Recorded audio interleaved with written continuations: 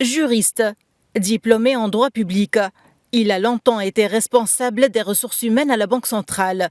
Le nouveau chef du gouvernement, supposé être un bon connaisseur des procédures d'emploi dans l'administration publique, le président tunisien lui a confié un des plus lourds dossiers qui consiste à épurer l'administration de toutes les nominations qui ont été faites illégalement il y a plus d'une décennie.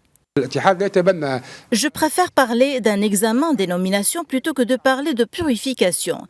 Il faut avouer qu'il y a des nominations et des affectations qui n'ont pas été faites selon des critères objectifs, transparents et équitables. Afin d'améliorer les performances de l'administration, il faut réexaminer ces nominations. Il ne faut pas prendre cette initiative afin de récompenser des amis ou des alliés, y compris l'autorité politique en place. Pour des analystes politiques, il s'agissait d'une étape dangereuse qui pourrait viser l'opposition.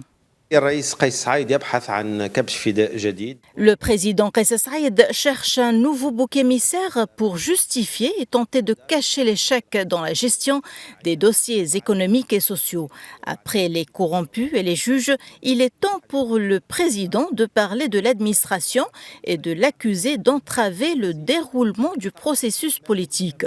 Bien sûr, on craint que cet appel ne cible toutes les personnalités de l'opposition dans le pays.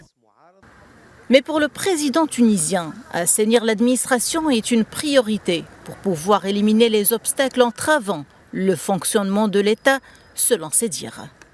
Cette mission d'assainissement de l'administration, dans laquelle Najla Bouden semble avoir échoué, serait donc en quelque sorte un examen de passage pour le nouveau chef du gouvernement. Depuis Tunis, Najwa Becha pour Média.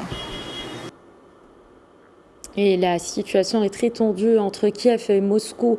L'armée russe a affirmé mardi avoir visé un centre de commandement militaire ukrainien à Pokrovsk après que l'Ukraine l'a accusé d'avoir pilonné des bâtiments civils, faisant 7 morts et plus de 80 blessés dans cette ville de l'Est.